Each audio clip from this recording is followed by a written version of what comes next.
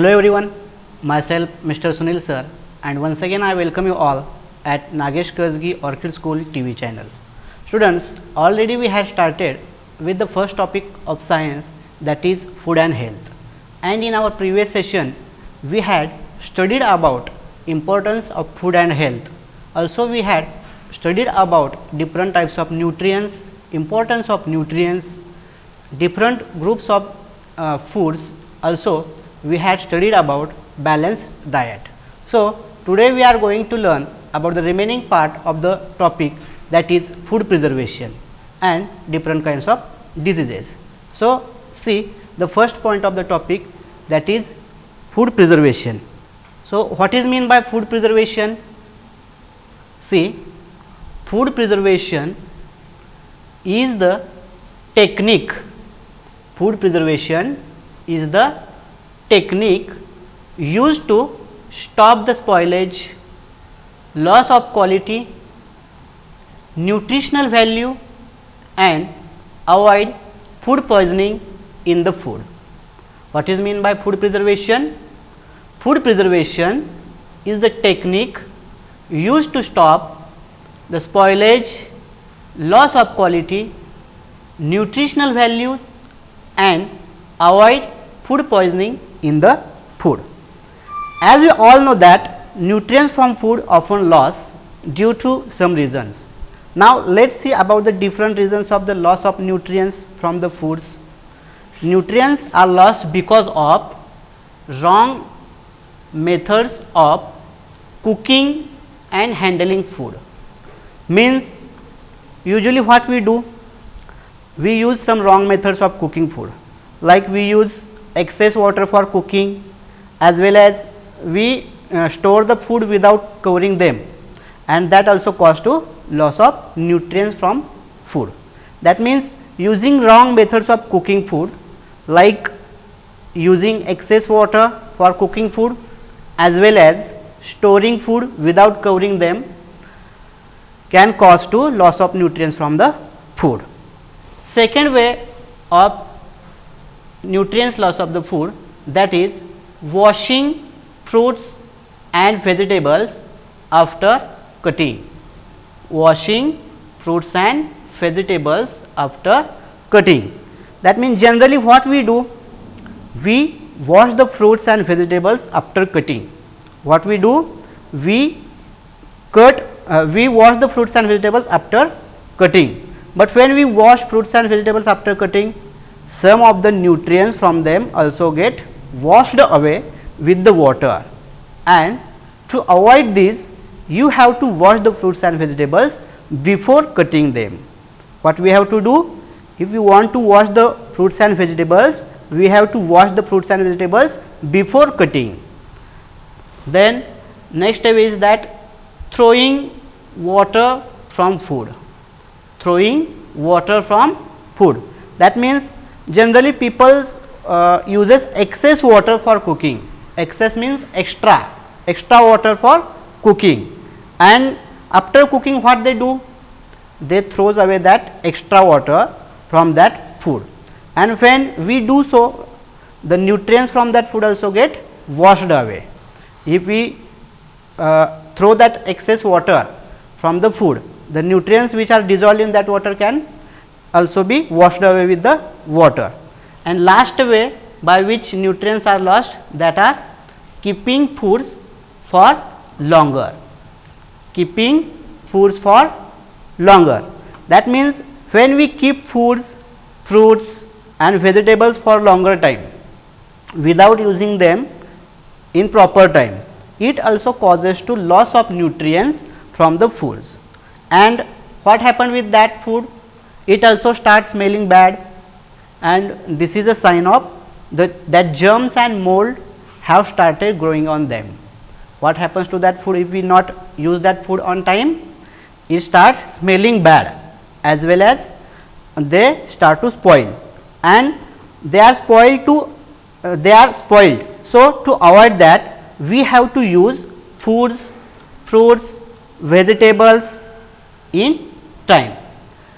So these are some reasons of nutrients lost from the foods. And if we do not preserve the foods, it causes to loss of nutrients from it.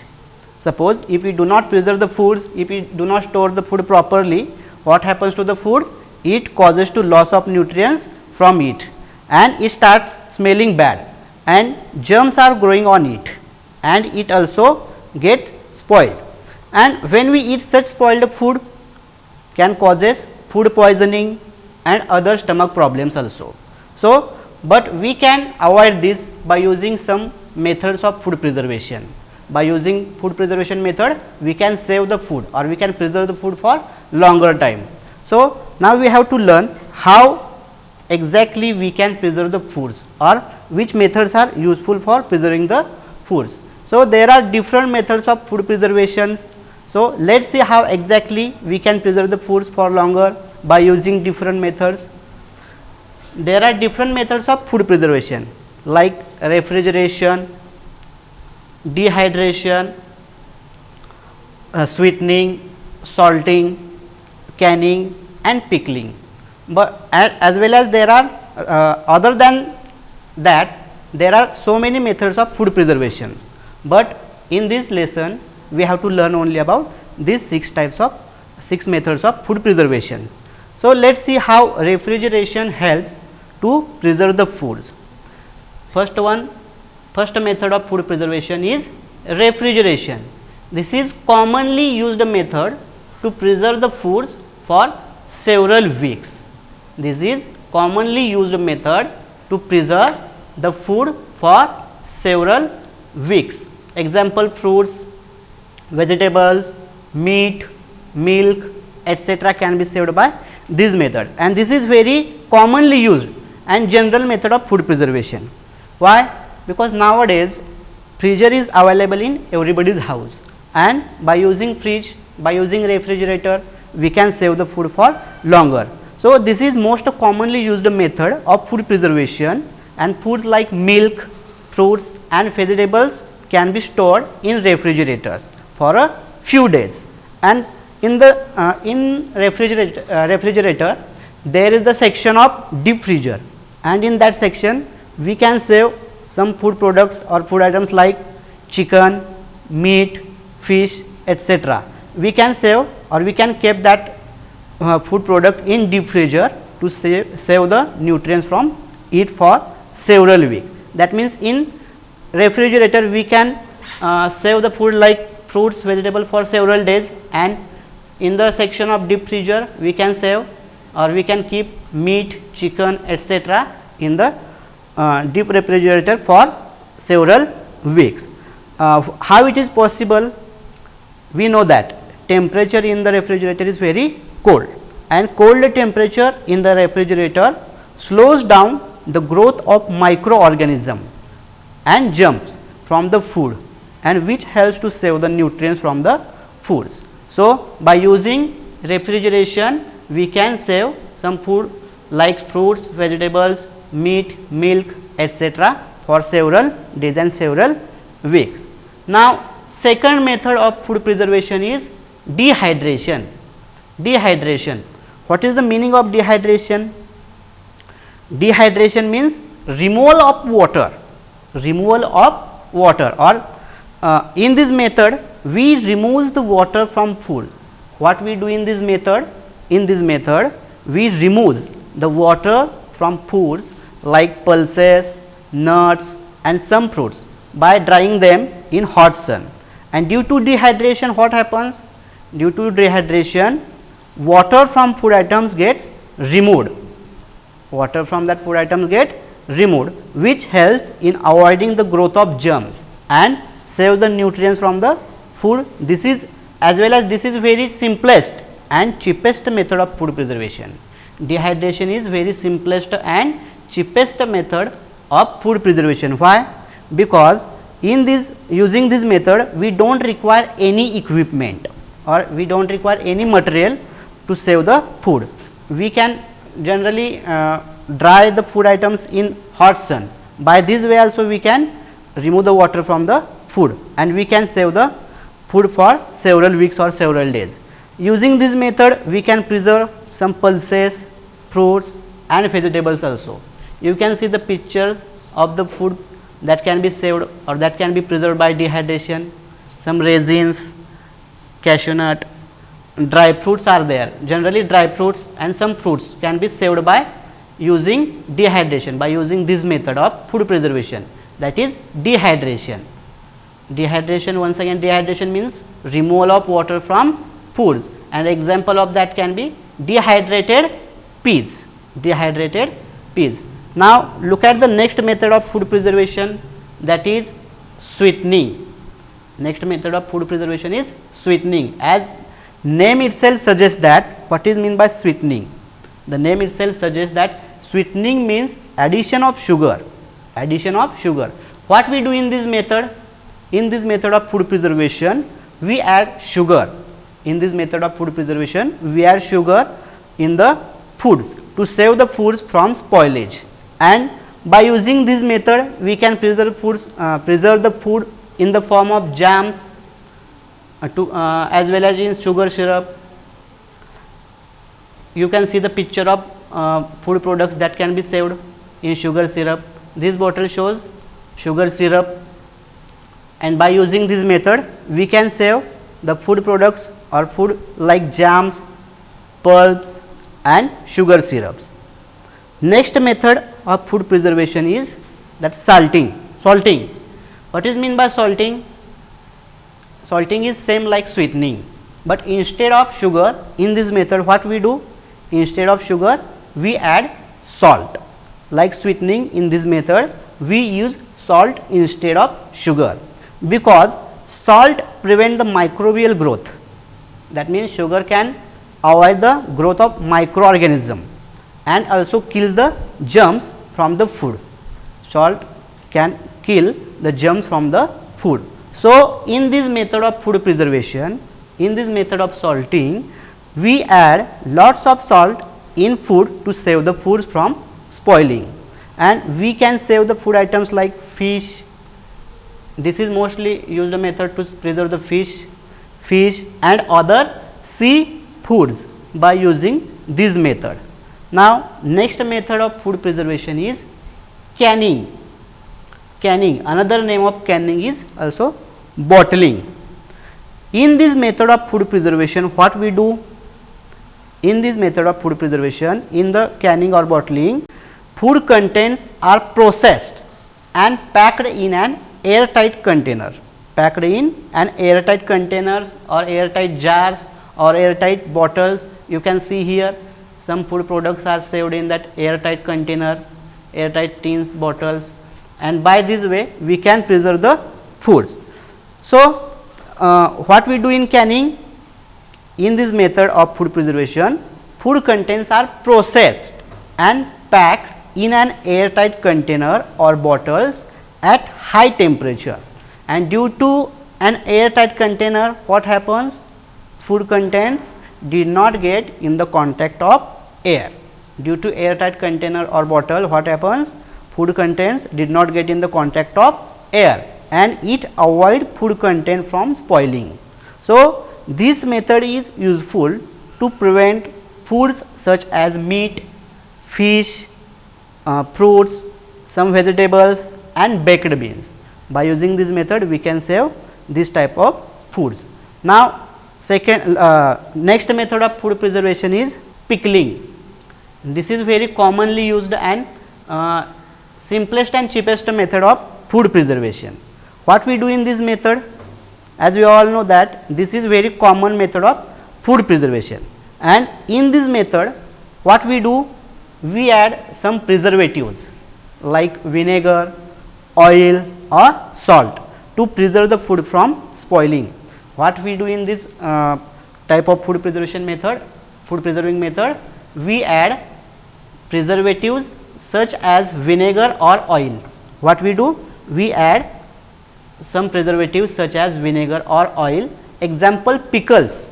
Pickles can be saved by, or pickles of some fruits can be saved or preserved by this method. Also we can preserve some of the fruits, vegetables and meat by using or by adding preservatives. So this is the first part of the topic. In this part we had studied about different types of nutrients, uses of nutrients, different groups of foods, balanced diet. Then we learn about the food preservation and different methods of food preservation. Now, in the next part of the topic, we have to learn or we have to study about the diseases. So, in this second part of the topic, we have to study about diseases. So, what is mean by disease or what is mean by disease? See, disease is the condition of our body, disease is the condition of our body in which our body is unable to work properly. Disease is the condition of our body in which our body is unable to work properly. A person suffering from a disease generally feels unwell, as we know that, and also that they feel weak and is unable to work properly. So, there are mainly two kinds of diseases. You can see here types of diseases that are infectious diseases. We also can say them or we also can call them as a communicable diseases, and second type of diseases is non-infectious or non-communicable diseases. So, what is mean by infectious or communicable diseases? Diseases which can spread from one person to another. Diseases which can spread from one person to another are called as infectious diseases. And non-infectious diseases, some of the diseases do not spread from one person to another. Some diseases do not spread from one person to another. Such diseases are called as non-infectious diseases.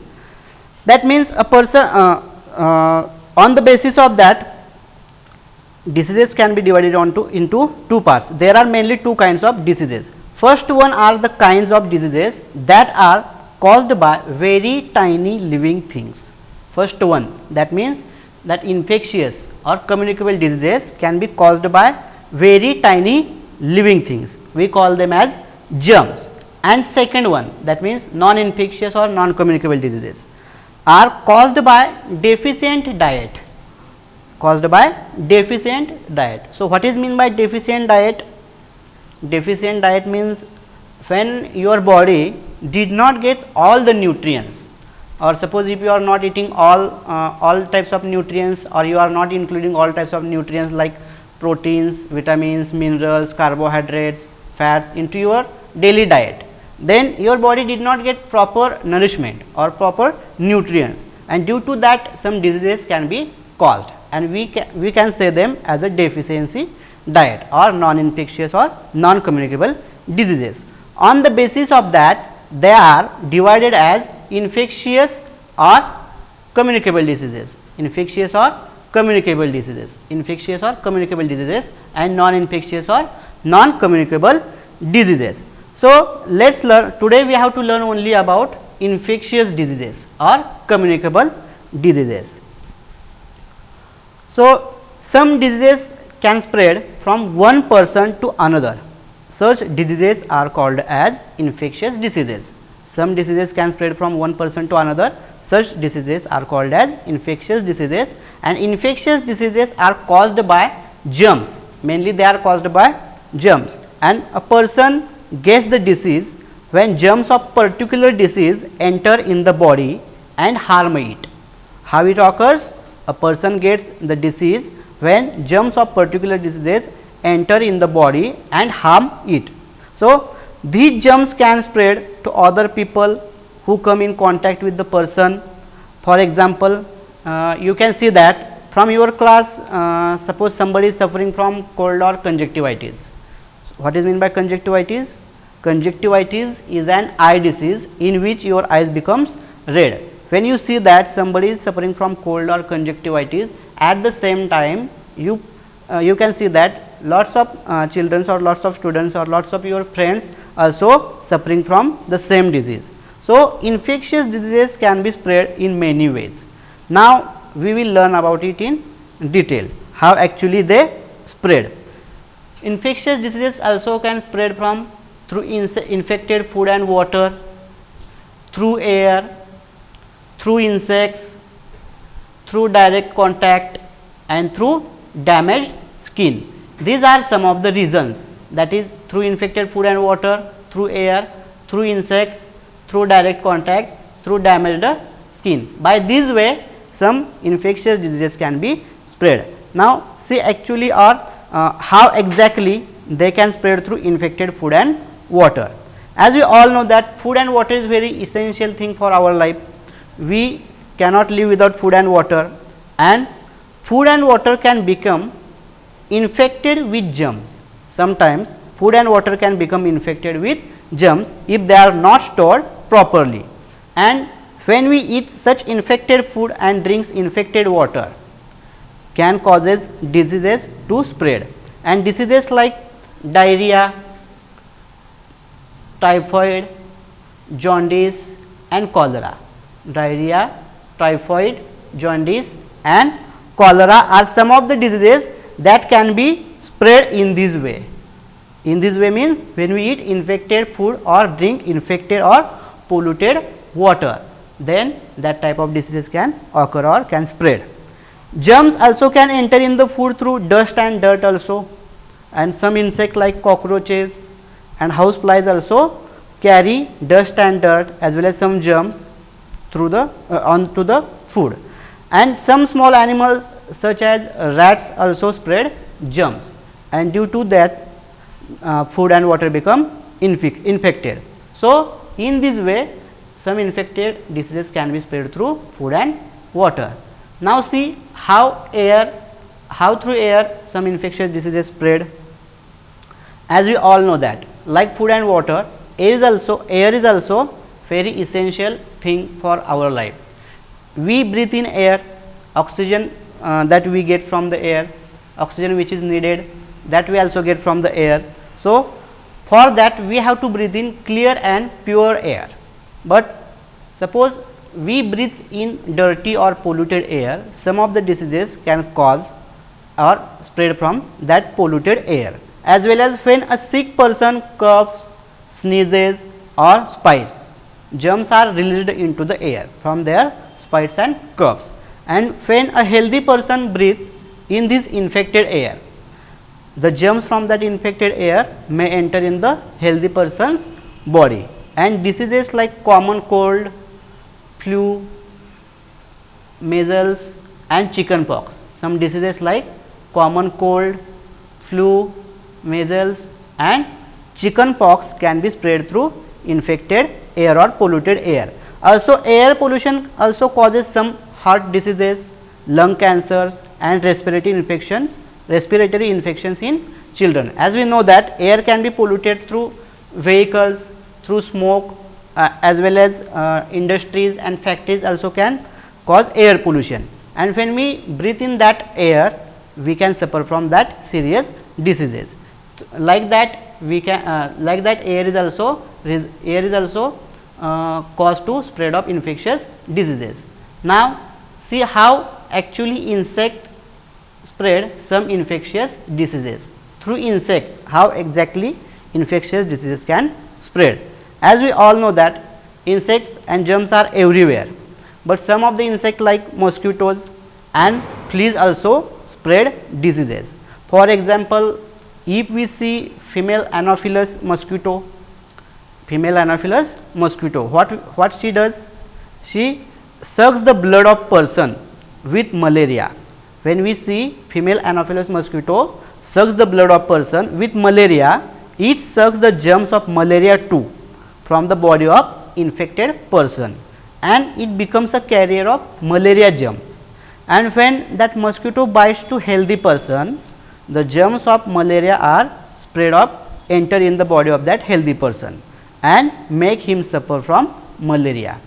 Like mosquito, like malaria, dengue is also spread by mosquitoes and plague is spread by rat fleas. That means, mosquitoes spread diseases like malaria and dengue, and insect like rat fleas can spread plague. So, in this way insects are also spread some infectious diseases. Now, through direct contact, see how actually due to direct contact we suffer from some infectious diseases. As we all know that we are living in a community, we live in a community or society, and for daily work we are getting in contact of so many people throughout the day, and when we are getting in the contact or when we touch to the infected persons, then some diseases like ringworm, chicken pox, measles and the common cold can be spread by touching an infected persons. Or also sometimes we use the things like towel, handkerchief, combs or toys. That time also what happens, that that time also some germs or some infectious germs also can spread through from that things towards the healthy persons. That means, by using things like towel, handkerchief or toys that have been used by the infected person, we have to we suffer from some infectious diseases. So, to avoid that, we do not have to use the things that have been used by the infected persons, and germs from that things can be spread from one person to another in this way. So, now next way of spreading infectious diseases is that through damaged skin. As we all know that our skin is working as a protective wall of our body. That means, it protects our body from heat, cold, sun rays, etc. So, germs cannot directly enter in our skin. Germs directly cannot enter to our skin or enter to our body. But suppose due to some reasons you are getting injury or you are getting cut or your skin get damaged, then due to that germs can easily enter into your body and cause diseases. So, germs of diseases like tetanus,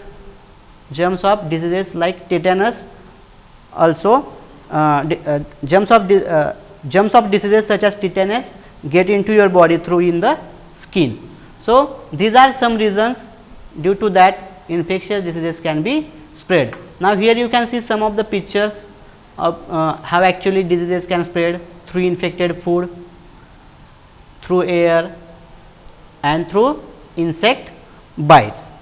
Now, the next part of the topic is prevention of infectious diseases. As we all know that infectious diseases can spread by many ways, but we can stop them also by using some methods or by using some techniques or also by many ways. So, see actually what ways are important or by which way we can save the prevention or we can prevent the spreading of infectious diseases. First one is by controlling the breeding and spreading of germs. Breeding means what? Breeding means controlling the reproduction of germs, then keeping yourself and your surroundings clean, then by bathing with soap and water every day, then putting garbage in closed bins, by keeping windows open to let the sunlight in, using antiseptics and disinfectant, then using mosquito repellents and mosquito nets, also by spraying insecticides to kill the germs and stay away from infected persons, using boiled or purified water for drinking, etc. So, with this point of the lesson, we will conclude our session here, and in our next session we will learn in detail about how exactly we can prevent or how exactly we can stop the spreading of infectious diseases. But before concluding the session, we have to take a review about our today's session in short. So, today what we had learned or what we had studied about, first of all we had studied about food preservation, and also we had studied about different methods of food preservations like refrigeration, dehydration, sweetening, salting, canning and pickling in detail. And also we had studied about types of diseases. Out of that we studied only about infectious diseases, spreading of infectious diseases, and in short we learn about how to prevent infectious diseases. So, I hope you understood the points that we had discussed today, and in our next session we will learn about the remaining part of the lesson. Till that, you have to read the lesson properly. Thank you.